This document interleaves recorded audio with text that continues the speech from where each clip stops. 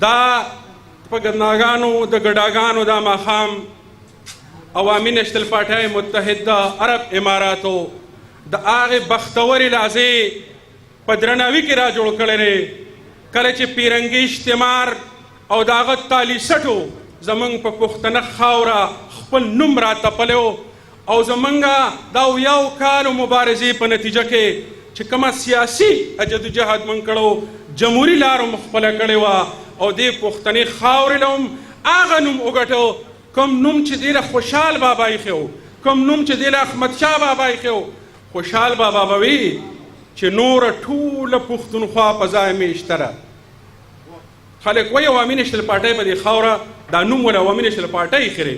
دا تاریخي نوم دی دې خاورې، په کار دی چې تاریخ درست شي. خوشحال بابا به وي چې نوره ټوله پښتونخوا په ځای میشته ده. دا یو زه دې زمانې پکې پدار کړم 300 کاله مخکې خوشحال بابا ویلو.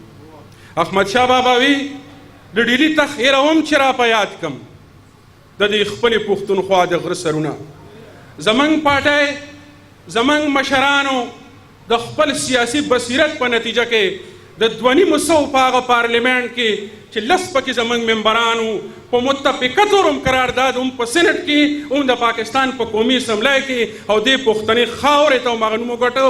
نن د متحده عرب اماراتو پښتنو د عوامي نېشنل پارټۍ په رهنمایۍ کې دغه جشن مانځي چې د خپلې خاورې له هم دا نوم ګټلی دی. زه د دغې مبارکې لحظې تاسو ټولو ته مبارکي وایم.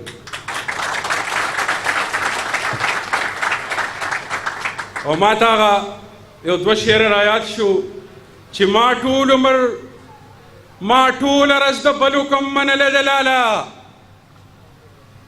ما ټوله ورځ د بلو کم منله د لاله، دا یو ماښام مې ځان پسې لیکلی د لاله. او یو کس دی په روړي زما د ذاته بدرنګی، یو کس دی په روړي زما د ذاته بدرنګی، یو کس دی مهربان دی بلا ښکلی د لاله. ملګرو د موسیقۍ پروګرام به کوو. ډېر دروند فنکار راغلی دی ښاغلی فضل وهاب درد صاحب. د هغه دردېدلی اواز به تاسو اورئ، ډېرې خوږې خوږې نغمې.